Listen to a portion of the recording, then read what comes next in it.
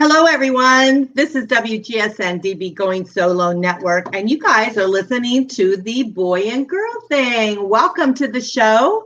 I have with me Kathy Lamb. Hey, Kathy. Hi, Cece. Hello, everyone.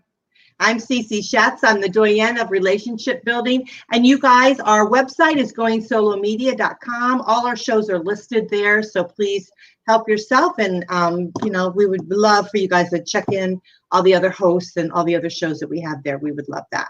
So our boy is late tonight. I don't know where our boy is. What's up? He stood us up. He stood us up. Wow, what does that say? We're on live video. Oh, here he comes. Here he comes. Oh, okay. The boy is in the house. Here he is. Yeah, I'm sorry I'm just a minute late today. I'm sorry about that. We thought you stood us up. No, I wouldn't do that. Yeah, so we're gonna start nagging on you. Boy, you were just in time. Oh my. Yes, so those of you who don't know, we have in the house Derek Bernard. Hey, Derek. Hi, how you doing? We're doing pretty good. Yeah, I hope everybody out there is being safe, doing your social distancing and washing hands and doing all the good stuff so we can try and get this thing under control. We're supposed to be washing our hands. Oh, yes. Yes. Well, this online, it's pretty cool. So it's a nice way to be able to connect. And Kathy and I were just talking about some things we're going to do online. So we're hoping any singles out there would like to join us. We're going to be doing some fun things. So we're going to be posting that soon. So be looking out. And then this Friday, I'm doing the divorce group online. So at 7 p.m. So yeah. So if anybody's going through divorce, you want to join us, you're welcome to. Well, you're going to counsel them? You're planning to remarry them? What are you planning to do? Oh, Derek, I've been doing this for years. I guess you don't know. No, I don't know. I know you. I'm actually a divorce coach. Oh, I see. Yeah, that's how Going Solo started. It started with being solo. Well, that's nice. That is good. Yeah, and look what you've done. It's so great. Yeah, I've been doing it ever since. Well, let's see. I got divorced in 2008, and I started, I think, around 2010. I see. Yeah, so I've been doing it for a long time, and then we started the radio, I think, around 2012. And then the radio went from just one show, which is Going Solo Life After Divorce, and then it blossomed to this. So yeah, it's been growing like really weeds. Yeah. But I did not know that history. I should have asked before already. Yeah, we have actually. I would say hundreds, maybe thousands have gone through the divorce support group, and very, very fortunate because. People, and they come from all over. They come from, I've had people, I have a group in Sarasota, which I haven't been really too active with. I even did one briefly in Fort Lauderdale, but I've had people come, far and wide to it, which is truly. Yeah, when you find yourself suddenly single, you do need to talk to people. You need to have. I don't want to say support group. You just need to talk and be able to share your story. Share your stories, yes. Yeah.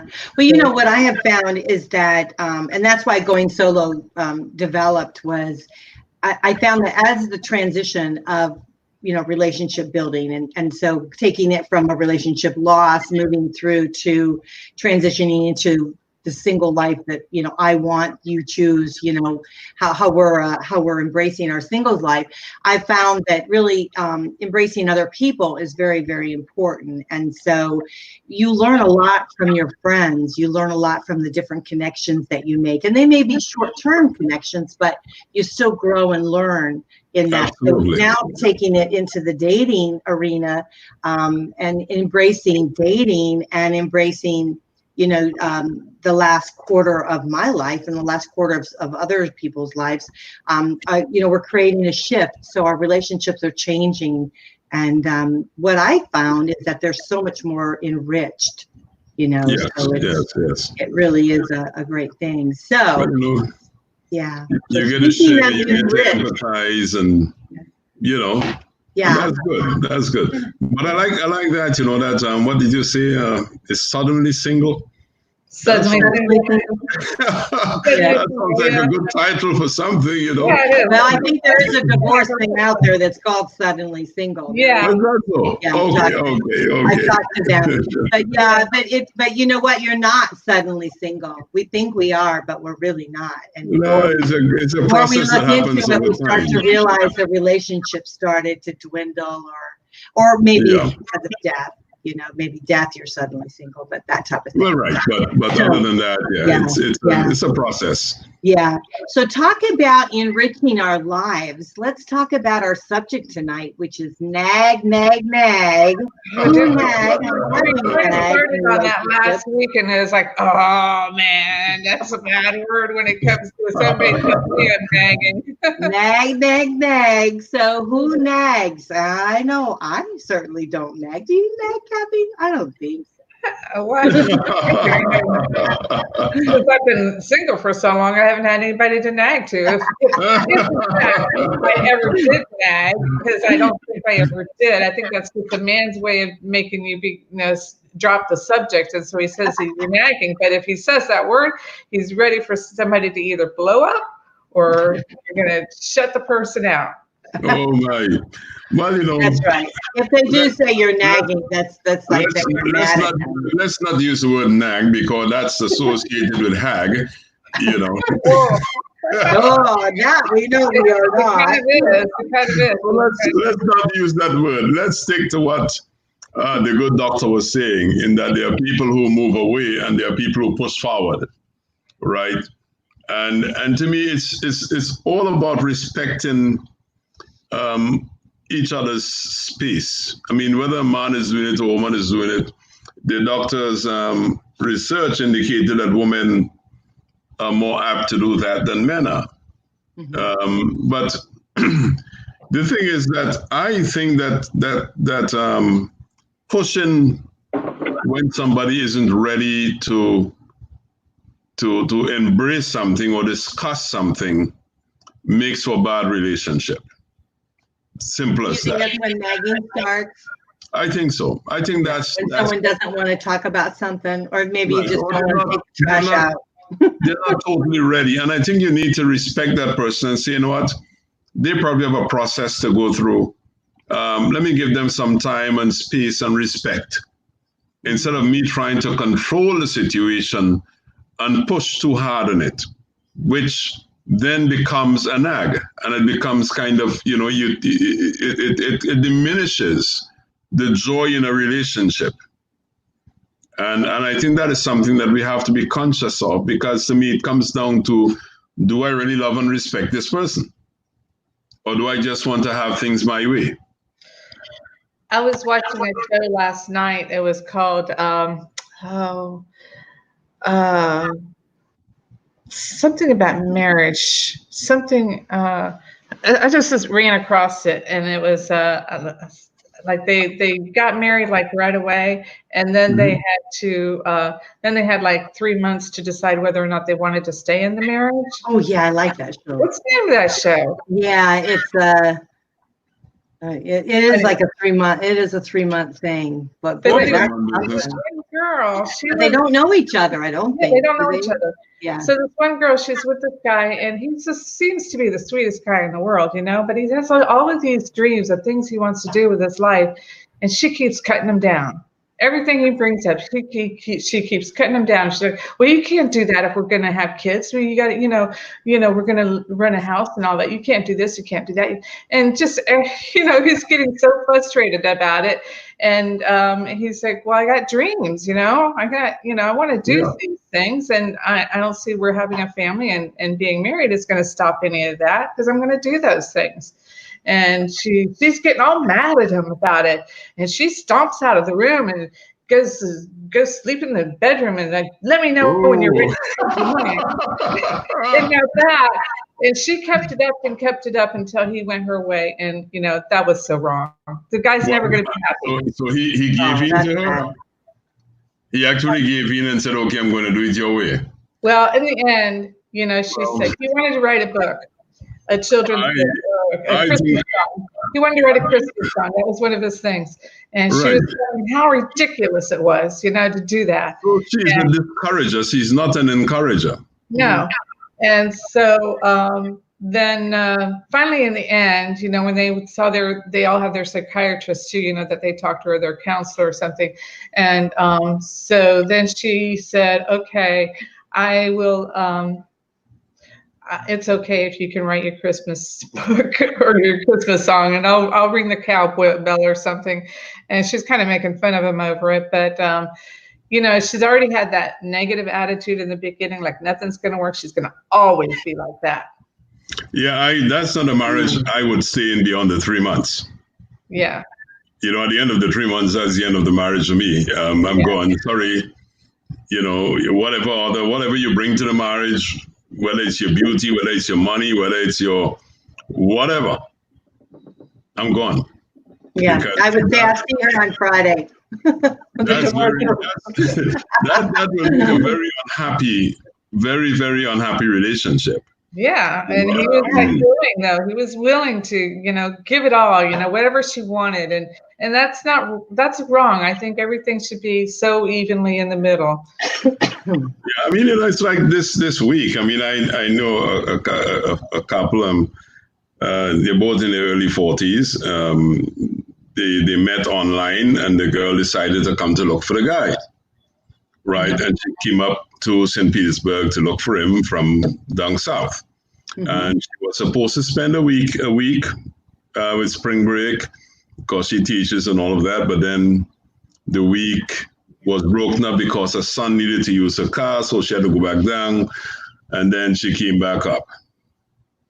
And this guy's a working guy. He works long hours. So he told her, look, I have 2 days off, and in the 2 days off, I'm going to spend with you. Right? Of course, he was sleeping in a hotel every night with her, or he had to get up and go to work, but he was there spending time with her.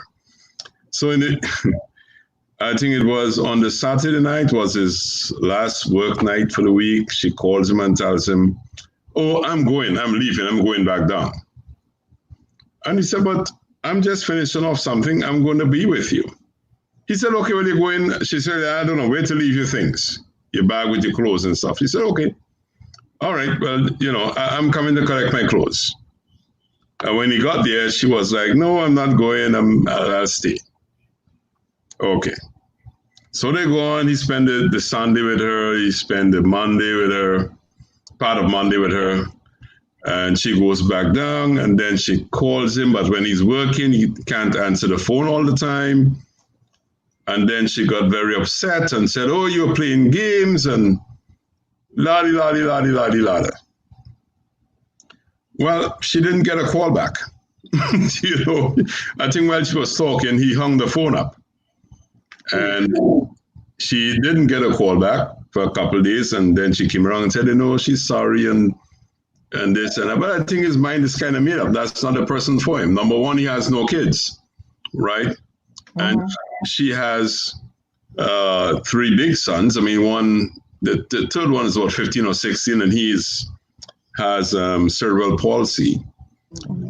Then there's a 19-year-old who is still a mama's boy, and and then there's one in his 20s. He's a civil engineer, and he's on his own and well established.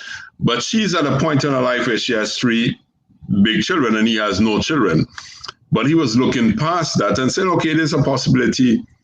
But then she started with the relationship on that. Well, she's needy. She's very needy. Kind of thing. And, he's talking to her, but I don't think that is something that's going to be a go. Yeah. Well, I've noticed since I've been out in the dating world and talking to other women and talking to other men about the dating and what they've been getting from, what the men have been getting from the women and what the women have been expecting from the men. And I found that there's a lot of snobby women out there that are like, they got to give me this and give me that, or otherwise they're out the door. They're like, they don't even give a chance. They want expensive dinners. They want this, they want that, they want that. They want it all. And they're not ready for a real relationship. they don't want to give anything. And as soon as they, it's, I don't understand this, but they're making us look bad. They're making us look bad. Yeah, I agree with that. Well, on this lady's, the only thing I can assess it is that if she's got these children at home, what she's really looking for is a relationship where he's going to want to be with her. He's, she's spending her time raising the kids, doing all this stuff. Her kids are raised. One is 19. He's working. Okay, let me finish. But because one is special needs, and so right. that absorbs a lot of her energy. It absorbs a lot of that, and so she's looking for someone to kind of relieve that, and she wants someone to pay attention to her. She wants to be the number one person in someone's life, and that's probably what it is. I mean, without actually talking to her, but I get a feeling that might be the case. But here's the thing: is as we're dating, what we're doing is we're trying to see if there's a place for us in that other person's life. Are we going to make a good fit? Can we step into their world and live with them? Can we live with the little weird stuff that they do? Is it gonna work for us? And as we're dating, that's what we're doing. I mean, I know there's the beginning of the dating, where everything's rosy and wonderful, and we're all, just loving every minute. But then as we move into building the relationship, then we start envisioning, can we live with this person, or if we can't, how are we going to make that kind of relationship? And Sissy, that's a point I want to make. Yeah. This is at the very beginning of the relationship. This is supposed to be the rosy part of it, right? Mm-hmm. This is the part where you're learning each other, right? And this is a guy who is not hanging around. He's going to work. And the reason and he told you when he's at work, he doesn't have time to be answering the phone. He doesn't have time for chit chat, right? So how can you as a woman, right? This is the beginning. This is supposed to be rosy. This is supposed to be where you show your best qualities. Mm-hmm. But you're nagging already. Well, I don't know if that's necessarily what maybe she was. It does kind of sound like she was nagging. But here's the thing. They're not right for each other. He wants a more independent woman. He wants someone that he can go to work and not think twice and not worry about her or talk to her or do anything. He can live his life how he wants to live it, and then step back into the relationship when he wants to step into it, when he's out of work. She doesn't want that. She wants someone that's more, she's needy. And she wants somebody that's more there. So they've figured out they're not right for each other. There's nothing wrong with that. But let me try, and of course there's nothing wrong with that, but let me try and understand what you're saying in terms of needs here. Because when you step into a relationship with someone, right, don't you expect that person is working? I mean, she is a teacher, and the only reason she had all this time to be calling is because she was on her spring break, right? But so when you step into a relationship, don't you expect that the other party has responsibilities? He can't always be available to you. He's not with anyone else. He's at his job. When he's finished working, you all chat. So I found that was kind of weird and unreasonable. It was. Yeah, I mean, I agree with you. I think Kathy agrees with it too. I mean, I think that is true, but I also know that there are relationships where there more contact is needed. There are other relationships where it's not. And so those are the balances that you have to try to figure out. This example isn't a good example, but they're not right for each other. They're totally not right for each other. And they might be attracted to each other, but they're not long-term, because it would drive him insane, for her to be like that. Unless they can have that nice long talk where she can actually, see, where he's coming from, and, kind of that red light, the light goes on, and she's, oh yeah, I see, I understand now, I've been doing something wrong here. So, it can be talked over and understood, Yeah, but habits die slowly, and I mean she's a divorcee as well. So is he, but habits die slowly, and then people carry their baggages around and transfer it to the new relationship they're trying to get into. Well, I mean, I agree with that. I think that does happen a great deal. However, we're all going to have baggage. And no matter how much we try to say, oh, well, we're not going to bring that into the relationship, you're wrong. It's going to come into the relationship because that's the essence of who you are. That's how you've developed, your insecurities maybe are made prior because of your baggage, but it's also developed of who you are. And so those you start to understand the person and you start developing, like you said, Kathy, I mean, maybe if she could really see what she was doing, maybe she'd realize, whoa, wait a minute, the guy's got to work. I'm going to have to work. We're not going to be able to talk to each other all day long. Well, let me I just want to say one thing, and that is I want to separate experience from baggage. We are all going to bring our experiences to a relationship because, as the old adage says, we are the sum total of our experiences. And experiences shape who we are. But baggage to me is something outside of it's related to experience, but it is something outside of experience in the sense to me that baggage is something you carry around and you try to judge the world by. And you allow it to influence how you think about that next person. Well, that's also experience. You're just calling it two separate things, but your experiences lie on judging other people. Because that's what goes on into your head. When something happens, then you're like for her, maybe, I mean, we don't know. And the other thing is we don't know the conversations they had. So maybe he made promises that he couldn't keep. We have no idea. No, I know. So, but the thing, I know. But the thing, maybe it was you. Okay. That wasn't me, but it's somebody there. He's talking for a friend. Yeah. So, but I really think experiences and baggage are one and the same. I really don't think because there's not really that much separation. I mean, you want to separate. I don't agree with you. I don't agree with you. Well, at least you have something we can disagree on. Because the reason I tell you separate, I know that I went through a period where I had to throw my baggage off of me before I move forward, right? My experience stayed with me, right? But my baggage or the negative part, because baggage is normally something negative that we drag around and we allow it to influence going forward in a negative way. I have managed, and I know.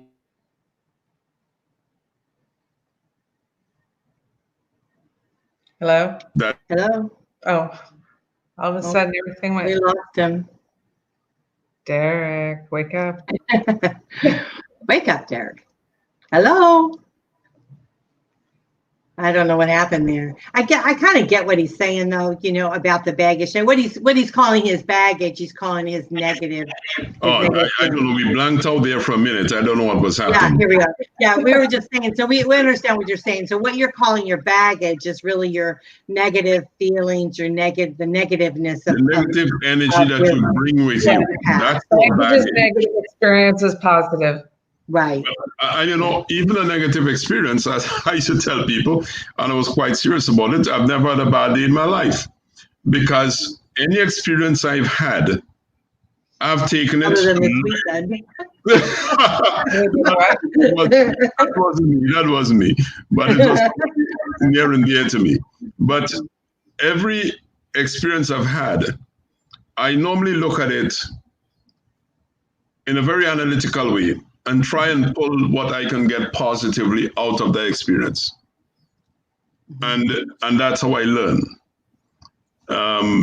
So even though you may think at the moment, this is a horrible experience, there is a lesson in there for you that you can pull out of it and say, this has been a positive lesson for me. Yeah, I agree with that. What do you think, Kathy? Well, every experience is something. It should be. It isn't always, but if we could think of it this way, as a positive thing, as something that, and this is something that I learned on my own. That no matter how bad the experience is, it's something that built your character. It makes a personality, and it is you grow to be a better person by every experience that you have, no matter how bad it is. You take the positive route of it rather than the negative route. Rather than the negative. Mm-hmm. Yeah. And I mean, that's the only way, because if you allow all the negative experience to pile up on you, oh my God, you're going to become one hell of a negative person. Yeah. You'll be looking at life in a way that you're not going to be happy. So we have to learn to cleanse, and we have to be open. We really have to be open, and we have to learn to cleanse ourselves psychologically ever so often. Mm-hmm. I agree with that. And I think too, like, for instance, that lady, I think if she had stepped back for a minute and realized, and thought about the whole situation, she would have started to realize some of the negativeness that she was creating in it. And I think then it might have taken a shift for her. But it's true. And I think a lot of times, like we're talking about nagging, I think a lot of nagging is really, like, for her, it was frustration. She was frustrated. And so she started being unreasonable, Yeah. And so a lot of times nagging is something that is unreasonable, and it is something that you're frustrated with. So then you kind of sound like you're saying, you want to be heard, and if you're not heard, then you just you keep trying to think of different ways to make yourself heard, and if it doesn't happen, it just goes downhill. Yeah, because you want to be heard, and not just being heard. You want to be heard when you want to be heard. Well, not necessarily. I agree with you, Kathy. I agree with you, Kathy. But that's how it comes across. You want to be heard when you want to be heard. And that's where communication comes in. Not when the person is ready to listen. Right. Yeah. And, there has to be a promise of, or some sort of an agreement that it will be talked about and listened to and explored. And, if you don't come to some sort of agreement over whatever the nagging issue is about, and still nobody's happy, then, I don't know what they're going to do. But,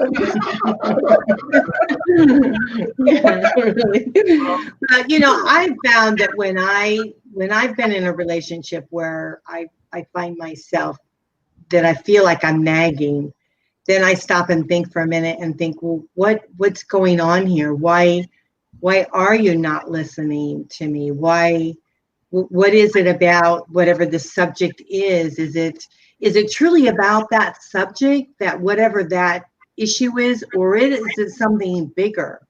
And usually when I stop and really think about it, I realize that it's a much bigger issue. It's not the fact that, he's not doing this or that. It's the fact that he's not really valuing the importance of why it's important to me, or like coming home on time, or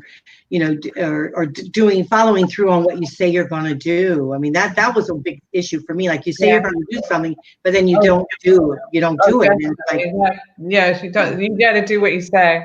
Right. You're gonna do. So it's like, well, wait a minute, and then you turn it on me, like, well, I was nagging and made, it's like, well, wait a minute, you said you'd do this. Yeah, I know what you're talking about. Let's rewind this. Exactly what you're talking about. But even though someone says, look, I'm going to do this, right?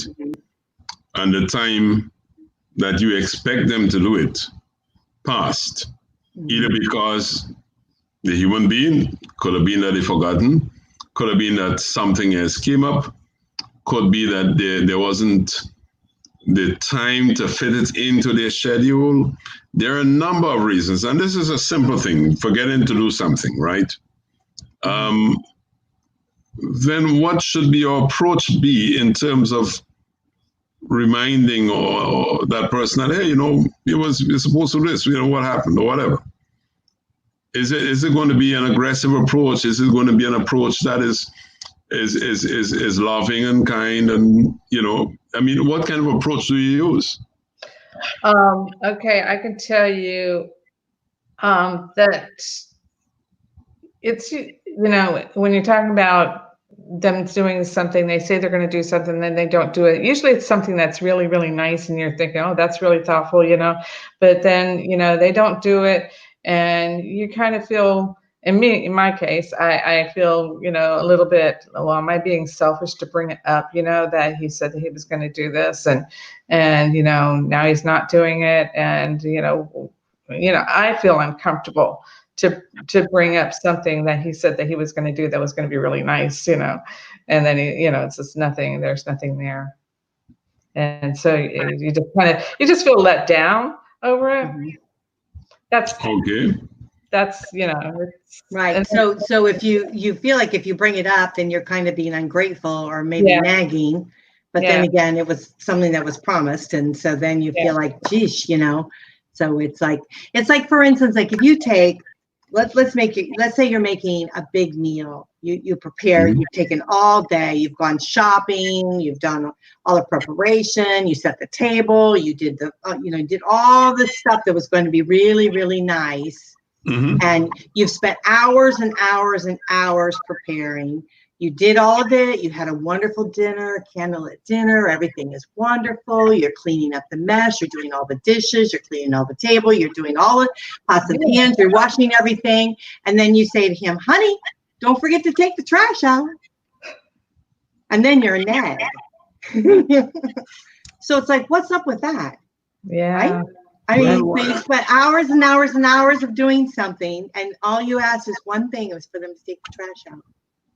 What's up with that? Well, I mean, tell us, Derek. What's up, Derek? What is it? Well, I don't know. I mean, the thing is, taking the trash out to me is something that was routine. I would take it out, and if I have to run out early and leave, my wife would take it out. That was never an issue. I'm not really making a big thing. I know. Yeah. But I'm just saying. But I'm just saying it as an example. It's an example. As an example of the effort, as the effort that went in. The point I'm making, though, the bigger point I'm making. Mm-hmm. All right. Like, let's suppose that same dinner situation, right? And you did all of that. Mm-hmm. If my wife did all of that, I'll probably wash the dishes. That's the good thing to do. Yeah. Right. But the thing is, what I'm saying is that when people are a couple, right? Mm-hmm. And I always emphasize this. They're supposed to be, if you're in a relationship and you're not looking after each other's interest, and I come back to this big 4-letter word, love, mm-hmm. right? Then to me, the relationship isn't worth it. So little things like that, and even some of the bigger things, like if I promise to do something and I know I didn't do it, I might be the first to go and say, honey, I haven't forgotten, but I'm going to do this. I'm going to do this. I haven't forgotten. It's going to be done, right? But it's just that I don't know. Well, if you did, let's say, for instance, you helped with the dishes, she might very well say, honey, you can do the trash in the morning. Well, no, she might just decide, let me go take the trash out while he's doing the dishes. That's right. Yeah. So I wanted to say something else because we're talking about nagging, and this is an experience that happened to me, and I know that I was with someone, and I found myself nagging. I found myself not understanding why he wasn't around. It's like every time I turned around, he was like this gentleman. I think they were new with the relationship, but this happened in my life is that he was always working. Right. No matter whatever the holiday was, he had to work, whatever, we couldn't remember birthdays because he had to work. He had to do this. He always had to work. It was almost like working was always the excuse. Right. And because work is important and we need the income would be important, it would be something that, you would say, okay, that's valuable. I understand you got to work. So, the not understanding and the frustration of not being there when you should have been there in certain times in a relationship, it started to be, like you started to kind of nag a little bit. And for me, I started realizing that I'm nagging. And, of course, he'd say, well, you're just nagging, you're being unreasonable, you're being this, you're being that. But then the more I started realizing that I was not being unreasonable, I was being frustrated because the relationship was slipping. The relationship was really in trouble. And the reason he was going to work was be really out of avoidance. He would much rather been at work than have been at home, taking care of the kids, doing whatever. He just wanted to be in his own world. He was happier in his own world. And so I think when we're talking about nagging, we have to really look at the bigger picture of things. Is it okay, fine, he didn't take the trash out? That's it, whatever. That's a simple thing. But is the nagging, are we doing this thing where we find ourselves nagging because we want so badly to keep a hold of something that we feel is slipping away? And so I think that if your spouse or your partner is doing that, then I think you have to step back for a minute and say, well, why is she doing that? Or why is he doing that? What is the bigger picture here? Because I think sometimes it can be much more, larger than just a simple, you're a pain in the neck. I agree with you. I think that you should stop and look at the situation and think past what you're nagging about. Think past, what started this? Why am I doing this? And why, what is this going to end up being like if I keep it up like this? Or should I just here we go. I'm rambling again. That's okay. That's all right. It's hard to put our thoughts, trying to put our thoughts down and get them out. Get into my head, and I was like, okay, I can't express the way I really want to. It was just bouncing around in the head somewhere there. That's all right. It's all over the place, and so, no. Yeah. But I will say, Kathy, is when I was doing that nagging, I realized it wasn't me. It wasn't really who I am. And so then I had to start realizing, wait a minute, why am I doing this? What is the frustration here? And then as I started dissecting all that, I started to realize, well, the relationship isn't really the kind of relationship I, number one, wanted or needed. And, and that someone valued being away from me more than being with me. And that was very painful. That was very painful to figure out. And it was through the nagging that I had to start realizing, wait a minute, I don't normally, because because it would always be turned back on me. Oh, well, you're nagging, or I'm not understanding, or you're this, or you're that. And I'm saying, well, wait a minute, this is like a holiday, or this is, my birthday. And this is like, I don't think I'm being totally unreasonable here. And but so, yeah. I think that, what you're basically saying is that we have to look at the root causes Yes. of our actions. And that's essential, and a good guide, I once read a little book called Don't Sweat the Small Stuff, right? Mm-hmm. I read that book. I like it. Yeah. Yeah, it's a good book. And then I realized that what might be small stuff for me might be a big stuff for my partner, right? Mm-hmm. So I kind of shortened it and said, don't sweat the stuff, right? Instead of doing that, if you're in a relationship, and to me, you should be free to have a sensible discussion with this person, instead of leaving it for it to get to the point where it's uncomfortable to even mention it or talk about it. As the issue arises, try to communicate about it, Yeah. And I've often said, if I'm in a relationship where I cannot speak about any topic under the sun with my partner, then it's not a relationship for me. Because I feel that if I have to live with this person, and I love this person, this person is supposed to love me and all the yada, yada, yada that goes with that, then I have to be able to discuss anything. Anything. There should be nothing that we cannot sit down as two rational human beings and talk about. And if my relationship is at that point that I cannot comfortably do that, then I know my relationship is at a point where it's not a relationship anymore. Right. I agree with that. Yeah, I do. So the essence is that both men and women nag. Not just women. Right. Let's make sure we make this very clear. I think that men use the term. I don't think women use that term towards men as much. At least I've actually never even heard a woman say, accuse a man of nagging, although they do. But to me, that's a bad word. And so I don't use it, and I don't want it used towards me either. So that's true. No one wants to be called, and no one wants to say, "Oh, you're nagging." You're a nag. I mean, it's not a pleasant thing. I mean, and I would never tell somebody they're a nag. Yes. I might say, no, you're getting a bit repetitive. Because if you do, you're getting burned food. That's actually better. What? What'd you say, Kathy? I said that's actually better when the way he put it. You're getting a bit repetitive.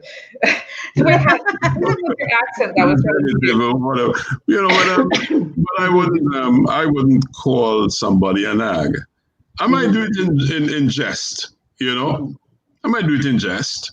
Yeah, and I've teased and said, "Are you nagging?" I've done that. Are you nagging? Yeah, I've done that before. But yes, and I would say both men and women nag. Yeah. But what the researcher was indicating is that women are the ones who tend to push more often than men do. What research is this that you're talking about? He's gonna go get it. Wait, I think we're out of time. What's her name? Dr. Gwendolyn Seidman, PhD. That's what her research indicates. Funny, but yeah. But this was an interesting topic. This was, because I think it's important. I think it's something we need to look at, and if it's something small, or is it something big, that there's more undertones to it, right? I think so. I think that usually when people are not communicating properly, and they tend to address or try to address little things, like that's the tip of the iceberg. Because you have to dig deep and really be honest. And really try to get at your feelings. And there are exercises that people can do to help them really get at their feelings and get at what is really bothering them deep down inside. Yeah, that's true. And that is something that people should seek to do in relationships. Yeah, I agree with that. I know, like the trash thing, I had a boyfriend, and I just said, listen, I'm afraid to take the trash out at night because, there's like people out there. Yeah, there's things out there, and boxes and all that kind of stuff. And so I'm scared to do it. And so he always took it out after that. It never had a problem. Before it was like, okay, I would just sit there, and then, I'd have to take it out in the morning, or something like that. But then once I said that, he took it out every night. It was, not a problem with it. So you realize if he hadn't done it, after you said that and he still wouldn't do it, how would you have felt? Well, I really don't have a big thing with that. I mean, I would take it out in the morning, but I think if I felt like he was doing it on purpose, I think I would just say, I would have cooked tonight, but I think the trash is full and there's just no room for any trash tonight. So I couldn't cook. That's what I would do. You go a couple nights without cooking, they're going to say, okay, we'll take it. What I was trying to say is, well, if I had said that to somebody, to my guy, and you know, he didn't take me seriously, Yeah. you know, but I was really afraid to go out, you know, there at nighttime to take you know, if he said, well, take it out in the daytime then or something, you know, and, you know, it would have brought up some bad feelings, and it probably would have shut me up, but I would have been shut up with, you know, bad feelings inside. Mm-hmm. Yeah. And those are the feelings you're supposed to express. Right. You know, not in an angered way or anything, but just express them in a nice way. I mean, or you might have been dealing with someone like me who likes to tease people and might say, okay, honey, come on, I'll go with you. Because I like to tease people. You know? I bring the rolling pin and stand behind you. So yeah, and I'm not sure if it's going to be you or the thing that's coming out to get us.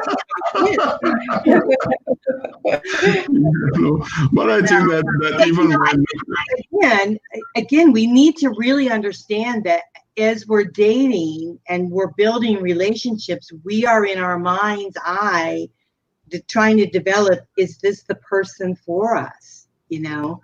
And so if they're saying, well, you just take it out in the morning then, what would that do? That would make you back up and say, whoa, wait a minute. He's not the kind person I thought he was, or he's not as insensitive. Right. And so what would happen is that you would then start testing him on other stuff. Other stuff would start happening. You'd start trying to determine, is this truly the right person for me? And I think the same thing with women. I think that, you know, that men do the same thing with women. So I think we're trying to figure out if there's a fit for us there. And so sometimes the little things will show through whether it's, you know, really kind of a fit for us, because life happens and we have to live in the now, right? So in the moment. Oh, yeah, we have to. I mean, you know, you have to live in the moment. You have to live in your reality. Mm-hmm. You know, some people live in a perpetual state of mythology, but we have to face with reality. The problem here is, though, is at our age, we don't really have a lot of time to figure out these things, you know, if this person is right, because we're like, okay, you know, I don't have that much time to find Mr. Right, you know, so let's show that personality quick. Show me all this. But here's the thing, Kathy, you do have the time, because what you don't want is to be with the wrong person. Right. You want to take time. You do. Kathy, I would say it takes an average of about 6 months. Yeah, I agree. Somebody can hide beyond that. It's going to come out some way or somehow. I usually see it like usually no longer than the third or fourth date. It's like, okay, I see now. Yeah. Got to move on. Well, and then when you're in the relationship, when you start to be in the relationship, I think you really have to go through seasons, like, you know, be sick, see how they are when you're sick.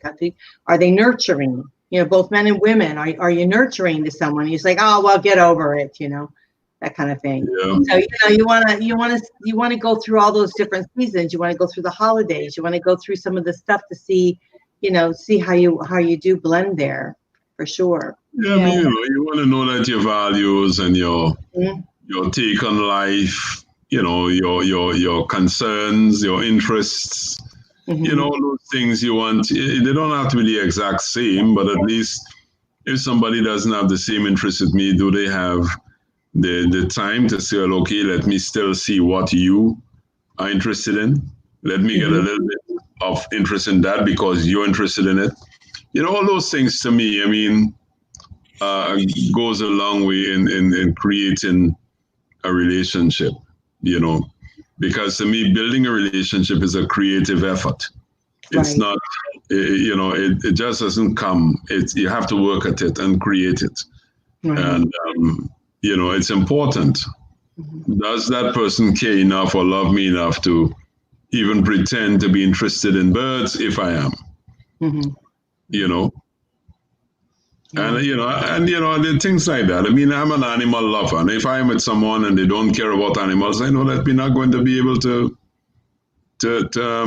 have a relationship because I might feel sorry for that little puppy or that little cat or something and want to take care of it. Yeah. And it's going to be an annoyance for that person. You know? Yeah, there are certain things. And you know, even if you don't find somebody that's compatible with you, you know, within the, you know, the way you want, and at least we have our friends. We have our friends. Well, yeah. We just have lots of friends. Yeah, you have to have friends. Live through that. And that's good to have around. I love having all the friends around. You know that. Oh, yeah. I agree with that. I think it raises your vibration level, though, Kathy. Truly, you know, I think once you're happy and you're content with who you are, where you're at, it raises your vibration level, and then you meet someone. Oh, yeah. You know, Absolutely. Yeah. Hey, guys, we're going to have to go because we've got another show right on after this. We have Arnie Fonseca, and he's going to be talking about community. And, you know, are we building the community that we want tonight? So I'm excited about that show. So, so you guys, you are listening to the Boy Girl Thing with Derek Bernard. I'm Cece Schatz and Kathy Lamb. And this is WGSN-DB Going Solo Radio, TV, and Podcasting. We are the #1 internet singles talk network. Our website is goingsolomedia.com. And if you'd like to write us and let us know what you'd like to hear, you can just write into goingsolo@gmail.com and tell us that you heard us on the Boy and Girl Thing and what you want to hear. So we'll catch you next week. See you all next week and be safe. Okay, bye. Wash your hands. Wash your hands.